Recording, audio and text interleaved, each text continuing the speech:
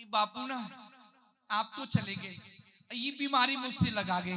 अब जगन्नाथ जी को कह गए थे ना कि नहलाना है, फिर पूजा करनी है, फिर भोग लगाना है, तो पहले मैं जाके नहा लेती हूँ, तभी तो पूजा करूंगी। प्रभु मुझे बता दो चरणों में कैसे आऊं, हे प्रभु मुझे बता दो। आज तो बहुत दिनों में नहाई, बहुत ठंड, बहुत। अब बापू कह गए थे ना, देखो ऐसा है, मैं भूल जाऊं मुझे बताते रहना। स्वामी जी नहीं, बापू बहुत मारेंगे मुझे। ठीक है, तो बापू ने क्या कहा था, पहले जगन्नाथ जी को नहलाना है, तो पहले नहला देती हूँ। ठीक है, मैं तो नहा के आ गई। हाँ, माया के बंधनों से, माया के अब पता नहीं बापू बंधनों कैसे नहलाते इनको। चलो जैसे बनेगा वैसे करूँ। माया के बंधनों से अब मुक्ति कैसे पाऊं, हे प्रभु मुझे बता दो। कर्मा नहीं जानती थी कि भगवान की पूजा कैसे की जाती है, परंतु हृदय में केवल एक भाव था कि भगवान जगन्नाथ की पूजा करनी है। बापू ने कहा है कहीं कोई उन्हें कष्ट ना हो, बस इसी भाव से। वस्तु नहीं देखते भगवान, तो भाव देखते हैं। जो वस्त्र पहन रखे थे उसी से ठाकुर जी को स्नान करा दिया था। ना जानू कोई पूजन अज्ञानी हूँ मैं भगवन, ना जानू कोई पूजन अज्ञानी हूँ मैं भगवन, करना कृपा दयालु, करना कृपा। अब मैंने जगन्नाथ जी को नहला दिया। अब बापू ने कहा था कि, क्या कहा था बापू ने, हाँ, ये भगवान को तिलक लगाना है। करना कृपा दयालु, करना कृपा दयालु, बंधनी से छूट जाऊं।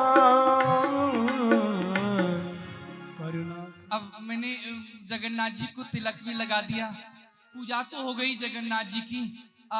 बापू ने खिचड़ी भोग लगाना है, क्योंकि मुझे भी ना बहुत जोर से भूख लगी है। जब तक जगन्नाथ जी नहीं खाएंगे ना तो मुझे भी खाने को नहीं मिलेगा। हाँ, तो अब मैं जल्दी से ना खिचड़ी बना लेती हूँ, फिर जगन्नाथ जी को खिला के खूब भरपेट खाऊंगी मैं हूँ पतित स्वामी, तुम हो पतित पावन। मैं हूँ पतित स्वामी, तुम हो पतित पावन। मैं हूँ पतित स्वामी, तुम हो पतित पावन। अवगुण भरा हृदय, अवगुण भरा हृदय में दिखा। खिचड़ी तो बन गई, पर पता नहीं कैसी बनी है। अब जैसी भी है खानी तो पड़ेगी ना। खुशबू तो अच्छी आ रही है। अब जब खुशबू अच्छी आ रही है तो खिचड़ी अच्छी बनी होगी ना। हाँ, पहले जगन्नाथ जी को खिलाना, मैं तो भूल ही जाती, आपने भी नहीं बताया, पता मैं अभी खा लेती।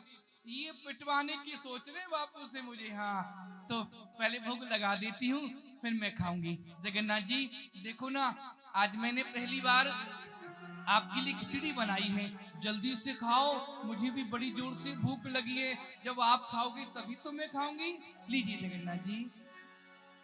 मैं थाली भर के लाई खींचड़ो, ऊपर घे की वाट की जीमो मारा शाम धने जिमावे बेटी जाट की थाली भर के लाई खींचड़ो ऊपर की बाट की जीव मारा श्याम घनी जिमावे बेटी जाट की थाली भर के लाई वे खींचड़ो ऊपर की बाट की जीमो मारा श्याम धनी जिमावे बेटी जाट की थाली भर के लाई वे खींचड़ो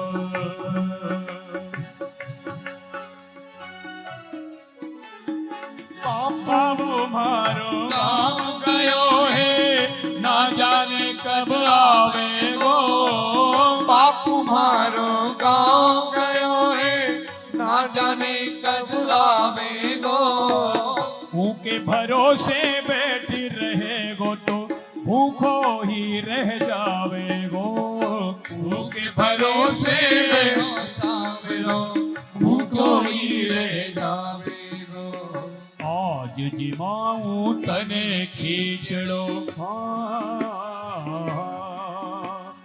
आज जिमाऊं तने खींचड़ो घाल राबड़ी घाट की जीवो मारा श्याम धनी जिमावे बेटी जाट की भर की लाई खींचड़ो ऊपर घी की बाट की जीव मारा श्याम घनी जिमावे बेटी जाट जगन्नाथ जी क्या हुआ? आपने अभी तक मेरी खिचड़ी का भोग नहीं लगाया, क्यों? क्या मैंने अच्छा नहीं बनाया? जगन्नाथ जी देखो, ये तो मैं जानती हूँ कि मैंने पहले आज से कभी कुछ नहीं बनाया। मेरे बापू मुझे बना के खिलाते हैं, अच्छी नहीं बनी होगी, पर मुझे पता है आप ये सोच रहे होंगे कि बापू आएगा, आकर के तब तुम्हें खिलाएगा, तब खाओगे। पर ये मत सोचना जगन्नाथ जी, हाँ बापू के भरोसे रहोगे ना तो भूखे मर जाओगे, बता दिया है। इसलिए जगन्नाथ जी मैंने पहली बार खिचड़ी बनाई है, खाओ ना। यदि आप खाओगे ना तो मुझे बड़ी जोर से भूख लगी, फिर मैं भी खाऊंगी। जल्दी खाओ जगन्नाथ जी। बार बार मंदिर में चढ़ती, बार बार में खोलती, बार बार मंदिर में चढ़ती, बार बार में खोलती। कैया कोनी दी मेरे मोहन कड़री कड़री बोल दी। कैया कोनी जी मेरे मोहन करणी करणी बोलती। तुम जीमो तो जग में जीमो तुम जीमो तो जग में जीमो, मानो ना काउलाट की आवे बेटी जाट की जीवो मारा श्याम घनी जिमावे बेटी जाट की। क्या हुआ जगन्नाथ जी, आप मेरी खिचड़ी को क्यों नहीं खा रहे हुए? अरे आप जल्दी से खाओ ना। देखो जगन्नाथ जी मैंने बता दिया, या तो आप खिचड़ी खा लो, नहीं जानते हो हाँ मैं अपने बापू से लड़ जाती हूँ, झगड़ जाती हूँ, फिर मैं आपसे भी लड़ जाऊंगी। हाँ खाओ ना जगन्नाथ जी जल्दी से।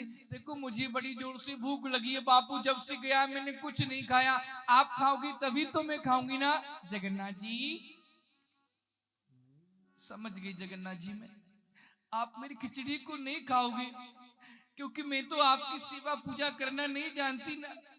आप तो उनका भोग लगाते हैं जो आपके नियम से संयम से आपका भोग लगाते हैं, फिर भला मेरा भोग क्यों लगाएंगे?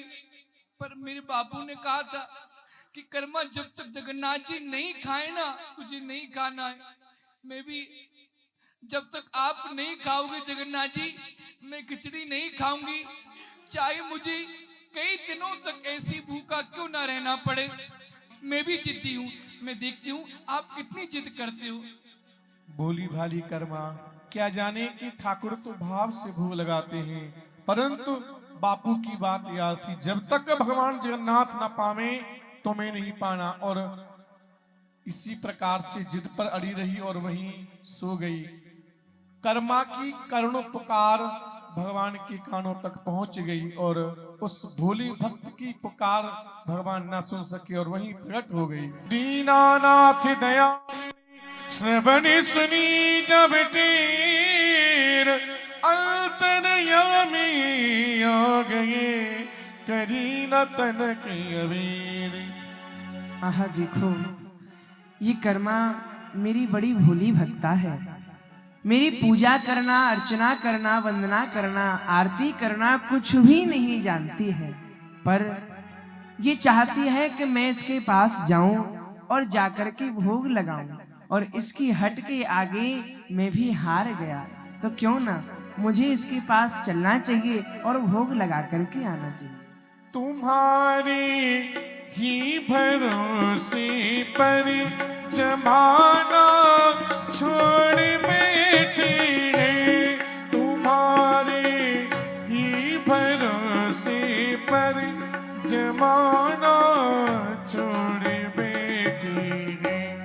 जमाने की तरफ देखो, इसे कैसे निभाएंगे, पकड़ लो हाथ बनवारी, नहीं तो डूब जाएंगे। कर्मा, अरे ओ कर्मा, देख मैं आ गया। मुझे किसी से बात नहीं करनी, जब तक मेरे जगन्नाथ जी नहीं आएंगे ना, भोग नहीं लगाएंगे, मैं किसी से बात नहीं करूंगी। कर्मा देख, मैं तेरा जगन्नाथ ही हूँ। जगन्नाथ जी, जगन्नाथ जी आप आ गए थे। मैं नहीं करती आपसे बात। मोहना जगन्नाथ जी मैं नहीं कर, जाओ यहाँ से।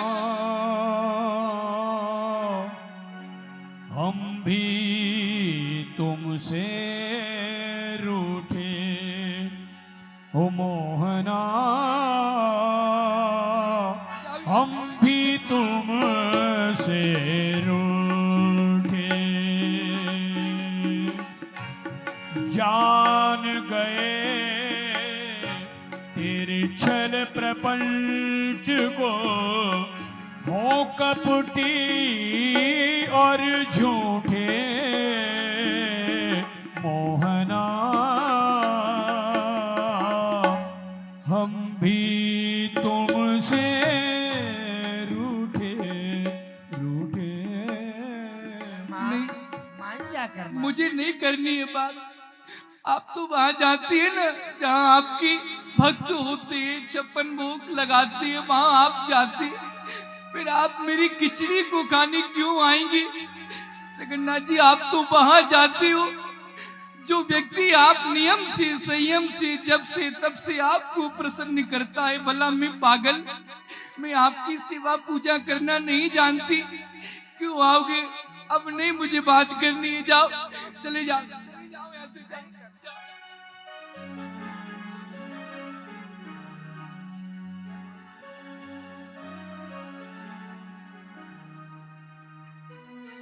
अरे ये तो मान ही नहीं रही है, क्यों ना मैं भी रूठ के बैठ जाऊं। भगवान ने बहुत मनाया कर्मा को, कर्मा नहीं मानी। भगवान ने सोचा जब भक्त नहीं मान रहा तो मैं भी क्यों, मैं भी रूठ कर बैठ जाता हूं। अब भक्त रूठा था, भगवान मनाते थे, लेकिन जब भक्त और भगवान दोनों ही रूठ जाएं फिर कौन मनावे।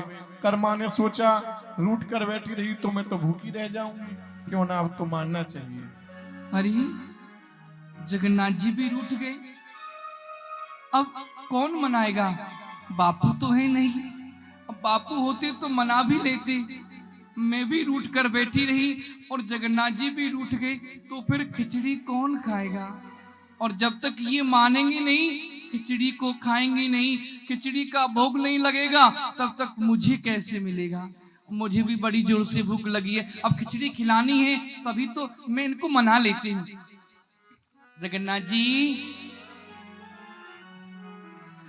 अब देखो मुझे खिचड़ी खिलानी है ना, इसलिए आपको मना रही हूँ। नहीं मैं आपसे बात नहीं करती।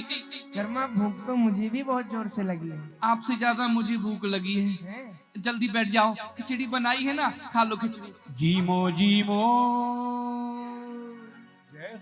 ओ जीमो जीमो मारा मदन गोपाल कर्मा बाई रो खीचड़ रो। जीमो जीमो मारा मदन गोपाल कर्मा बाई खीचड़ लो। जल्दी खाओ ना। अब क्या हुआ? कर्मा अब खिचड़ी सामने रखी है, अब भी नहीं खा रहे हो? पर्दा तो है ही नहीं। हाँ ये बात है। आप पढ़ किसी दो ने नहीं भूल बताया। गई सामरिया। जभी तो मैं कह रही थी कि मैंने बापू ने जो बताया मैंने सब किया, पर्दा लगाना भूल गई, तभी तो जगन्नाथ जी ने भोग नहीं लगाया। मैं पर्दा लेके आती हूँ अभी। अब बापू ने जाने कहा। पढ़ दो भूल गई सामरिया, पढ़ दो फेरी लगायो है। पर दो भूल गयो सावरिया, पर दो भूल लगायो। बापू भी ना न जाने पर्दा कहाँ रख के चले गए। अब जब तक पर्दा नहीं लगेगा भोग नहीं लगेगा।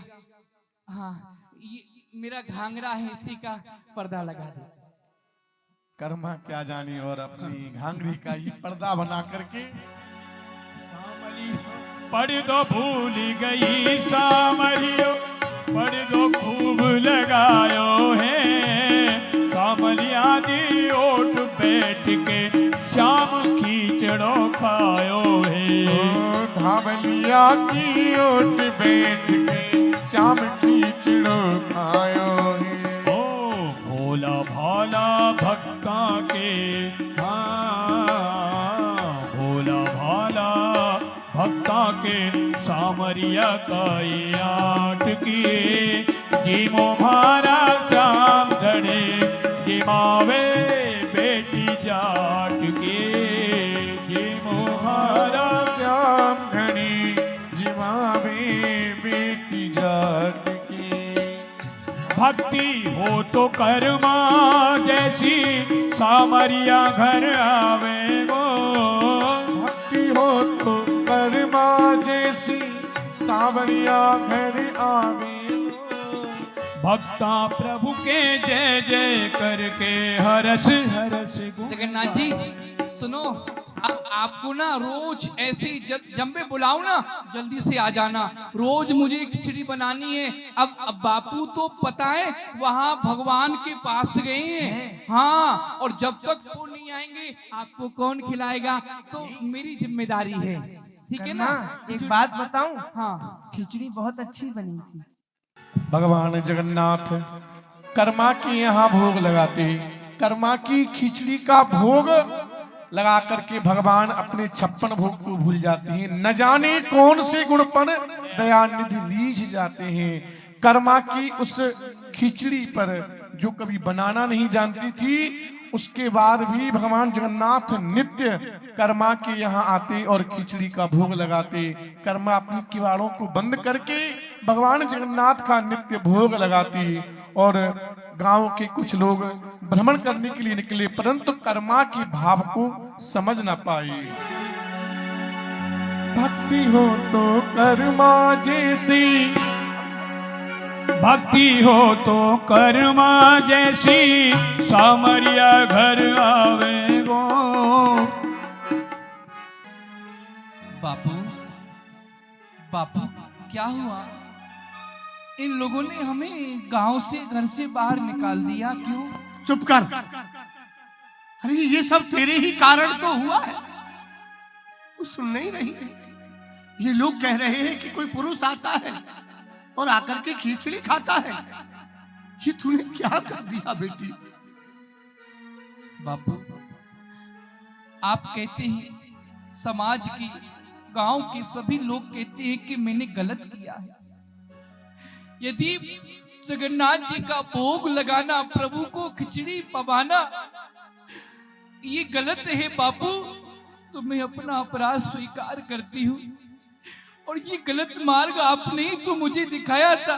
क्या मैंने? मैं क्या जानती थी भोग लगाना, खिचड़ी बनाना, परंतु जगन्नाथ जी मेरे घर भोग लगाने आते ही आप विश्वास करो बापू। अरे रहने दे बेटी, ठाकुर जी कब किसके यहाँ भोग लगाने के लिए जाते हैं? ये संसार के लोग तो भावना से ठाकुर जी का भोग लगाते हैं, बस उसी को भगवान अर्पण करते हैं। ऐसे भगवान किसी के घर में भोग लगाने के लिए थोड़ी ही जाते हैं। तू झूठ बोल रही है, मुझे विश्वास नहीं होता।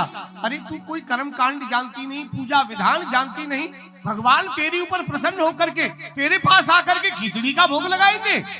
तू भी मुझसे भी झूठ बोल रही है। तू सत्य कहते हैं बापू, आप तो क्या संसार में कोई मेरी बातों का विश्वास नहीं कर सकता, परंतु आप ही तो कहते हैं बापू कि परमात्मा तो केवल भाव के भूखे होते ही। परमात्मा ये नहीं देखते कि ये कितना विद्वान है, परमात्मा तो ये देखते हैं कि इसमें भाव कितना है। बापू विश्वास नहीं तो परमात्मा का वास है।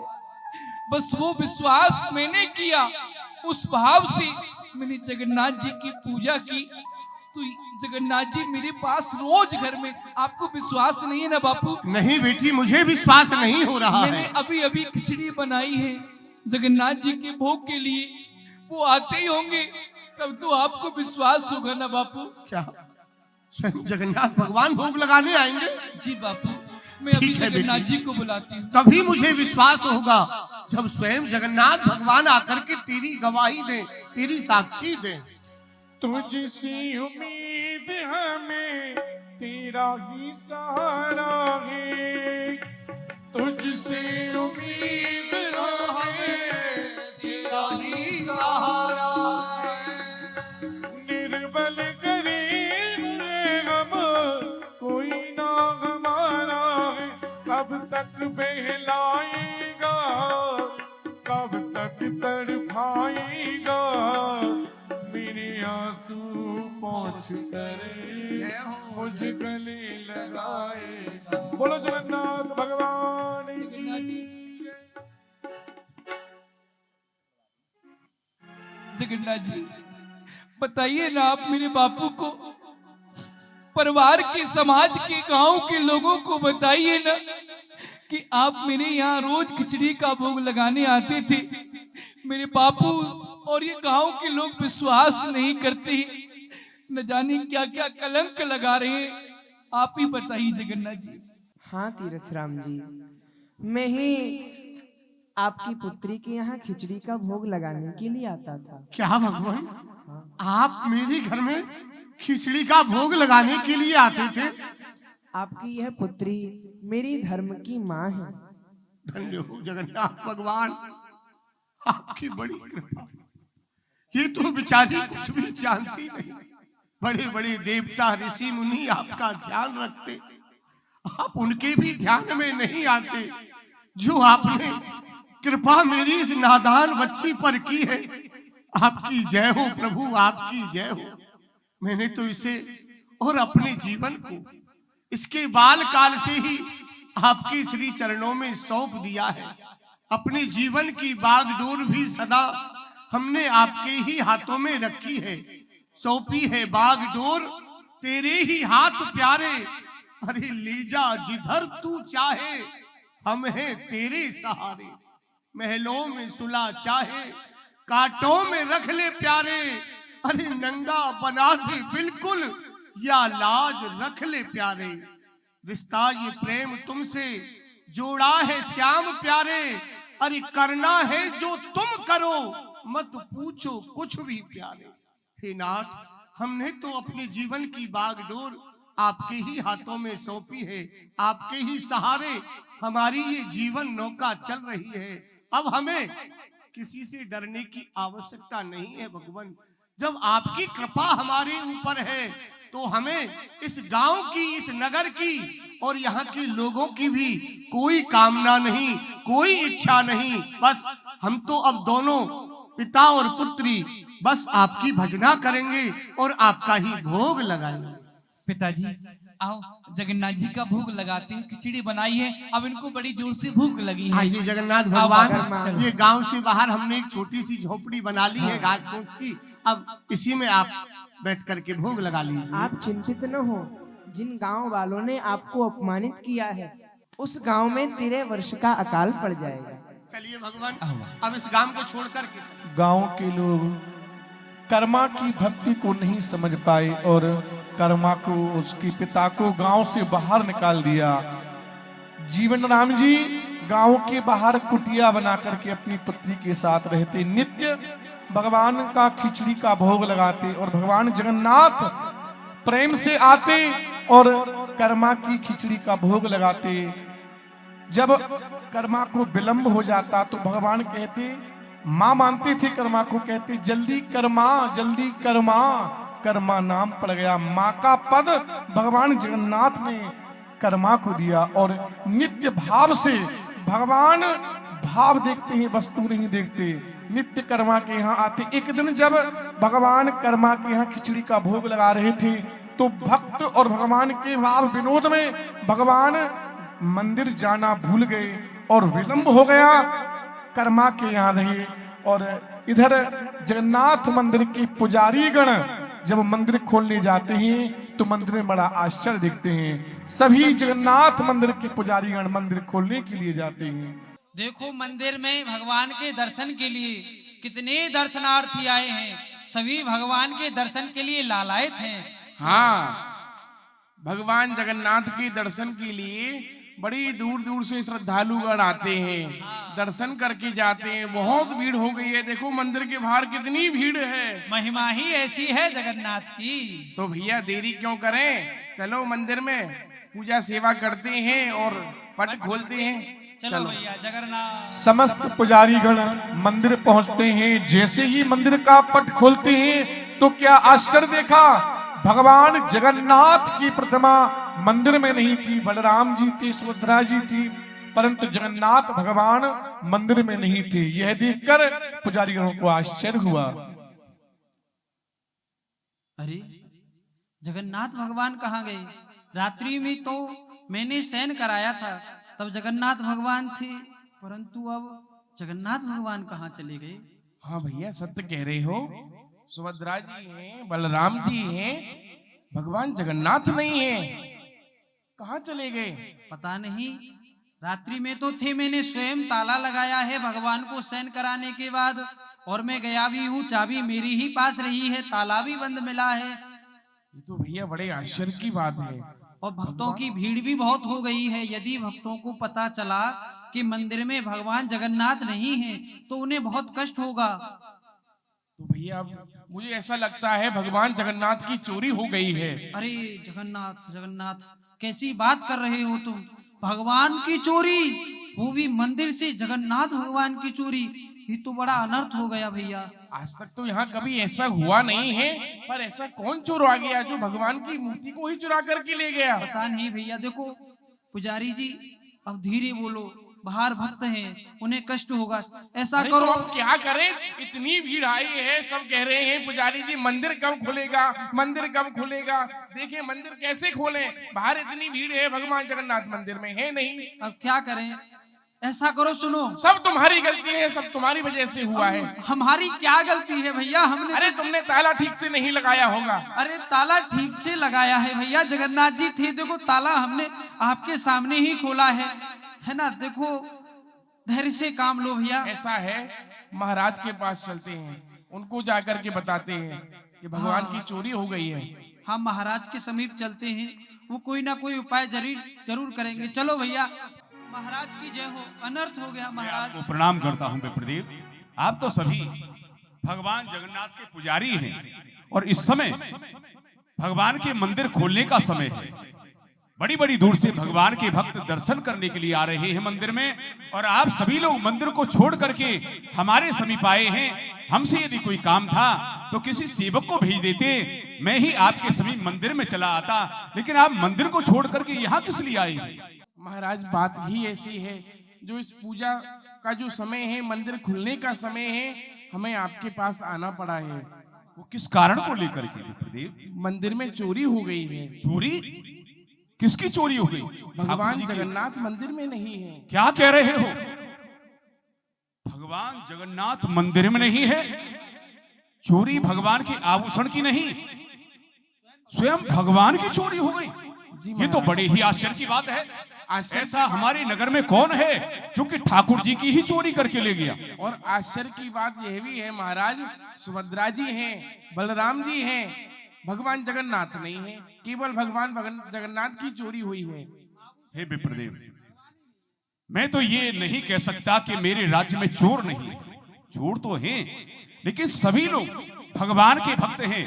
ऐसा कोई चोर नहीं है जो कि ठाकुर जी की चोरी कर ले। मुझे विश्वास नहीं होता। हम स्वयं मंदिर में चल करके देखना चाहते हैं। आप भी हमारे साथ चलें। तीनों ही प्रतिमाएं मंदिर में विराजमान थी, तीनों ही भगवान मंदिर में विराजमान थे। और तब जाके पुजारियों को समझ में नहीं आया कि अभी हमने देखा और अब सत्य क्या है, समझ नहीं पाए। हे विप्रदेव, आप कह रहे थे कि भगवान जगन्नाथ मंदिर में नहीं है। आप झूठ बोल रहे हैं। ठाकुर जी की पूजा करते हैं, जाति से विप्र हैं, और तुम्हें भगवान का सामीप्य प्राप्त है, फिर भी तुम झूठ बोलते हो। ये तो बहुत बड़ा अपराध कर रहे हो पुजारी जी। स्वयं भगवान तो मंदिर में विराजमान हैं और आप कह रहे हैं कि मंदिर से ठाकुर जी की चोरी हो गई। ऐसा क्यों? महाराज, आप हमारी बात पर विश्वास कीजिए। जब हमने पट खोला था तब जगन्नाथ भगवान नहीं थे। अरे हम झूठ क्यों बोलेंगे? हमें झूठ बोलने से भला क्या मिल रहा है भगवान? पुजारी जी, आप कह रहे हैं कि मंदिर में भगवान नहीं है।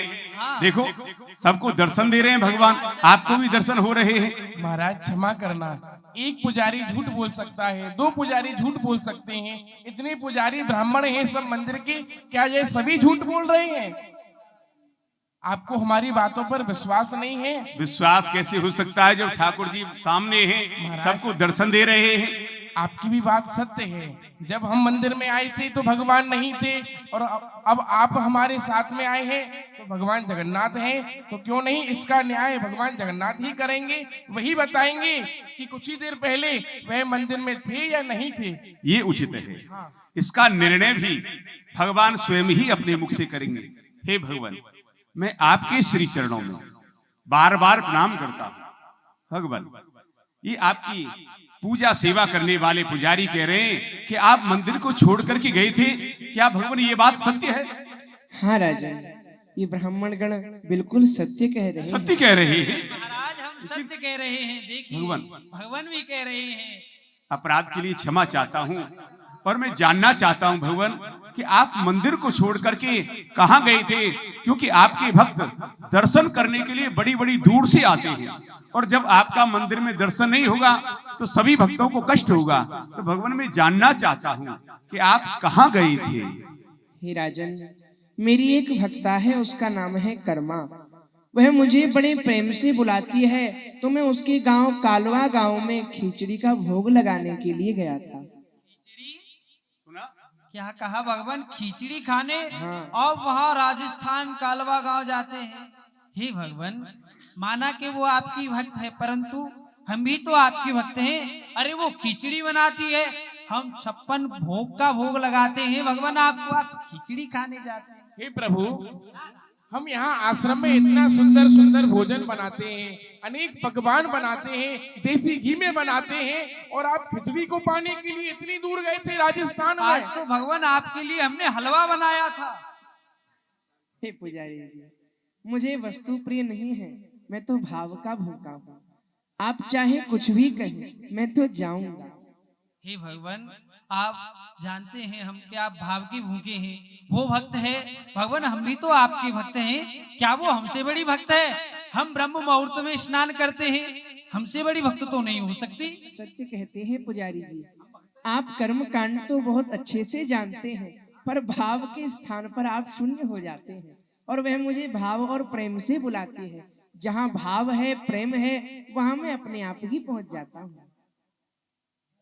भाव का भूखा हूं मैं, भाव ही बस सार है, भाव से भजता मुझे जो उसका बेड़ा पार है। मैं तो भाव का ग्रहण करता हूँ पुजारी जी। हे भगवान, जब आप मंदिर में नहीं रहते तो यहाँ अनेक भक्तगण आपके दर्शन के लिए आते हैं। जब वो आपके दर्शन नहीं करेंगे तो वो निराश हो जाएंगे, उदास हो जाएंगे। भगवान आपके श्री चरणों में बस यही विनती है कि आप मंदिर को छोड़कर कहीं ना जाएं भगवान। मैं तो जाऊंगा पुजारी जी। नहीं नहीं भगवान, आप ना जाएं। देखिए इतने भक्त आते हैं, ये सब उदास हो जाएंगे। भगवान ना जाएं। आप चाहे कुछ भी कहे, मैं तो जाऊंगा। आप नहीं जाएंगे? मैं जाऊंगा। भगवान आपको हम ब्राह्मणों की सौगंध है जो आप मंदिर छोड़कर जाएं। नहीं जाऊंगा। प्रदीप, भगवान को शपथ दिलाना उचित नहीं है। हमें ऐसा लगता है कि हमारी सेवा पूजा में, हमारे भोग लगाने में कहीं कोई त्रुटि हो रही है, हम कुछ भूल रहे हैं। हे विप्रदेव, मैं अभी महामंत्री से कह करके हमारे राज्य में जितने भी पाचक हैं जो कि सुंदर सुंदर व्यंजन बनाते हैं, स्वादिष्ट भोजन बनाते हैं, सभी को मैं अपने समीप बुलाता हूं और भगवान जगन्नाथ के लिए वह सुंदर व्यंजन बनवाऊंगा जो कि भगवान को अति प्रिय लगे, ताकि उस कर्मा की खिचड़ी को भगवान भूल ही जाएं। ये उचित रहेगा ना? ये उचित रहेगा। जब यहाँ सुंदर सुंदर व्यंजन बनेंगे तो भला खिचड़ी को कौन याद रखेगा? हाँ, भूल जाएंगे। हमसे ही कोई अपराध हो रहा है, हमसे सेवा पूजा में कोई त्रुटि हो रही है। भंडारी जी सही नहीं है, दूसरे नहीं। बुलाते हैं। अब अच्छे पाचक आ रहे हैं और सुंदर स्वादिष्ट भोजन भगवान के लिए बनेगा। बापू क्या हुआ आज तो पता नहीं। भगवान जगन्नाथ जी इतना विलंब तो कभी नहीं करते। कब की खिचड़ी बनाई है लेकिन अभी तक जगन्नाथ जी नहीं आए। क्या कारण हो सकता है बापू? कह रही है बेटी, जगन्नाथ भगवान न जाने क्यों नहीं आए, क्या कारण हो सकता है? भगवान ने तो हमसे कहा था कि मैं नित्य तेरे यहाँ खिचड़ी का भोग लगाने के लिए आया करूंगा, तो फिर क्या कारण हो सकता है? बापू भगवान को पुकारे जगन्नाथ जी को, आप भी मेरे साथ पुकारो ना, हो सकता है जल्दी आ जाए। सत्य कह रही है बेटी। जब तक जगन्नाथ जी नहीं आएंगे ना, मैं भी कुछ नहीं खाऊंगी, यहीं बैठी रहूंगी, जगन्नाथ जी की प्रतीक्षा करूंगी। क्या अपराध हो गया मुझसे? जब भगवान हमारे यहाँ भोग लगाने नहीं आ रहे हैं तो हम भी भोजन नहीं करेंगे बेटी। आओ बाबू प्रतीक्षा चलो करते हैं। प्रतीक्षा करते हैं ठाकुर जी की। कर्मा भगवान को बुलाती रही परंतु भगवान नहीं आए। निश्चय कर लिया जब तक जगन्नाथ भगवान नहीं आएंगे, भोग नहीं लगाएंगे, हम भी अन्न का एक दाना ग्रहण नहीं करेंगे। सारा भोजन गायों को खिला देते। कई दिन व्यतीत हो गए, कर्मा ने भी कुछ नहीं खाया। कर्मा की करुण पुकार भगवान तक पहुंचती रही परंतु भगवान की ब्राह्मणों की सौगंध के वचनों में बंधे हुए थे, ना चाह कर कि वो आ ना पाए। और इधर सुंदर सुंदर व्यंजन भोग बना करके जगन्नाथ भगवान को भोग लगाने के लिए समस्त पुजारीगण मंदिर के लिए चलते हैं। पुजारी जी, भोजन सब तैयार हो गया।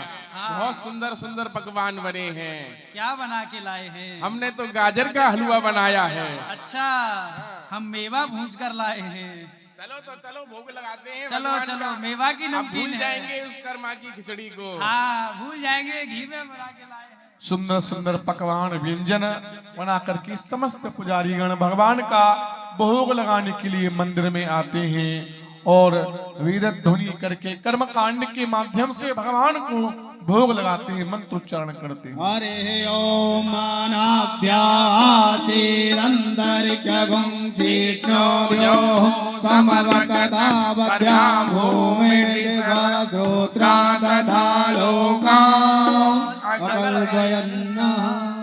पाओ प्रभु, प्रेम से भोग लगाओ। भोग लगाओ भगवान। भगवान ने 56 भोग की ओर देखा तक नहीं, क्योंकि भक्त भूखा तो भगवान भोग कैसे लगा सकते। हे भगवान, देखिए हम कितने सुंदर सुंदर स्वादिष्ट व्यंजन आपके लिए लाए हैं। भगवान आप एक बार इनको चख लीजिए, उस कर्मा की खिचड़ी को भूल जाएंगे। भोग लगाइए भगवान, भोग लगाइए। पुजारीगणों ने बहुत आग्रह किया, मंत्रोच्चारण किए, लेकिन पुजारीगण नहीं जानते भगवान कर्मकांड के अधीन नहीं, भगवान तो भाव के अधीन है। उस कर्मा के भाव को पुजारीगण क्या जाने। भगवान ने भोग नहीं लगाया। बहुत कहा पुजारीगणों ने पर भोग नहीं लगाया। हे भगवान, हमसे कोई त्रुटि हुई है क्या? भोजन बनाने में जो आप भोजन नहीं कर रहे हैं भोग लगाइए भगवान, पुजारी थोड़ा सा जी, पानी। देखो कितने प्रेम से हमने भोजन बनवाया। पानी की तो बात बहुत दूर रही, भगवान जगन्नाथ भोग की तरफ देख भी नहीं रहे हैं। क्या कारण है? ऐसा क्या अपराध बन गया है? भगवान कुछ बोल भी नहीं रहे हैं, लगता है हमसे ही कोई अपराध हो गया है। महाराज के समीप चलते हैं, महाराज ही आकर पूछेंगे। चलो महाराज के पास। चलिए। भगवान, आपके श्री चरणों में दास बार बार प्रणाम करता हूं। प्रभु, इस राज्य में जितने भी स्वादिष्ट भोजन बनाने वाले पाचक हैं, सबको हमने बुलाया। वह आपके लिए सुंदर व्यंजन बना रहे हैं, भोग आपके सामने है, तो आप भोग क्यों नहीं लगा रहे हैं प्रभु? हे महाराज, जब मेरी भक्त भूखे हो तो भला मैं भोग कैसे लगा सकता हूँ? भगवान, ऐसा आपका कौन सा भक्त है जो कि भूखा है? आप हमें बताइए, हम उसे भोजन कराने के लिए जाएंगे। और महाराज भगवान, यदि आप हमारी बात कर रहे हैं तो हम तो तब तक भूखे रहेंगे जब तक आप भोग नहीं लगा लेंगे। भोग लगा लीजिए। नहीं नहीं पुजारी जी, मैं आपकी बात नहीं कर रहा। हे महाराज, मेरी भक्ता कर्मा कालवा गांव में मुझे रोज खिचड़ी बना करके बुलाती है, पर ब्राह्मणों की सौगंध के बंधन में बंधे होने के कारण मैं वहां नहीं जा पा रहा हूँ, और मेरे न जाने से उसने वहां कुछ खाया भी नहीं है। विप्रदेव, हमसे ये अपराध हो रहा है। हमने एक भक्ता का अपमान किया है। आपने ठाकुर जी को शपथ दिला दी, ठाकुर जी कर्मा के यहाँ खिचड़ी का भोग लगाने के लिए नहीं जा सकते, लेकिन एक उपाय है। ठाकुर जी तो वहां नहीं जा सकते, लेकिन कर्मा तो यहाँ आ सकती है। ऐसा करो, हमारा रथ लेकर के जाओ, जहां कर्मा रहती है उसके गांव में जाओ, और उसे आदर पूर्वक सत्सम्मान रथ में बिठा करके हमारी जगन्नाथपुरी में लेकर के आओ, और वह भोग लगाएगी, तभी ठाकुर जी पाएंगे। जो आज्ञा महाराज। विलंब करने की आवश्यकता नहीं है, शीघ्रता से रथ लेकर के जाओ। अरे कर्मा है क्या यहाँ? दर्द मेरे दिल का मिटा क्यों नहीं देते, दर्द मेरे दिल का मिटा क्यों नहीं देते। ब्राह्मण देव, अरे आप सब लोग कौन है देव? कहां से पधारे हैं? हम जगन्नाथपुरी से आए हैं। क्या हम जगन्नाथ जगन्नाथ मंदिर के पुजारी हैं। जय हो पुजारी जी। आपके दर्शन हो गए तो समझो साक्षात जगन्नाथ भगवान के दर्शन हो गए। देखा बेटी? हाँ पुजारी जी, मेरे जगन्नाथ जी मेरे यहाँ खिचड़ी खाने क्यों नहीं आ रहे हैं? क्या अपराध हो गया? कैसे? भगवान आपके यहाँ खिचड़ी खाने नहीं आ रहे हैं, इसका कारण भी हम ब्राह्मण ही हैं। वो आपके यहाँ आते थे, उन्हें देरी हो गई तो हम ब्राह्मणों ने अपनी शपथ देकर उन्हें मंदिर में ही रोक दिया। उसका प्रभाव ये हुआ कि भगवान जगन्नाथ कुछ भोग ही नहीं लगा रहे हैं।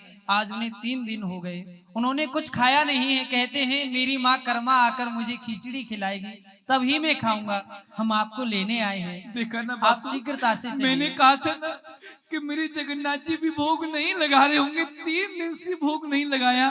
अब मैं विलंब नहीं करूंगी, जगन्नाथ जी ने हमें बुलाया है। आपको बुलाया है, महाराज ने अपना रथ भेजा है। आप शीघ्रता से चलिए, भगवान भूखे हैं, आपका इंतजार कर रहे हैं। चलो चलो बापू, जल्दी से चलो, भगवान भूखे हैं, जगन्नाथ उनको भोग लगा के आते। यह सब देखकर गांव वालों की आंख खुल गई। अरे भाई, हम लोग बड़े पापी हैं। ये कर्मा भगवान की इतनी बड़ी भक्त थी। स्वयं भगवान जगन्नाथपुरी से इसके यहाँ खिचड़ी खाने आते थे, और हम इतने पापी के इस बेटी को भला बुरा कहकर गांव से अपमानित करके निकाल दिया। बेटी, मैं सोचता था कि अभी तक हम जिंदा क्यों हैं। शायद तुम गांव के बाहर बैठी थी इसलिए हम जिंदा थे, लेकिन तुम आज गांव छोड़कर चली जाओगी तो हम पापी मर जाएंगे। नहीं बेटी, तुम मत जाओ। नहीं चाचा, ये क्या कर रहे हैं आप? नहीं जाना पड़ेगा मुझे। बताया ना पुजारी जी ने, मेरे जगन्नाथ जी ने 3 दिन से भोग नहीं लगाया है।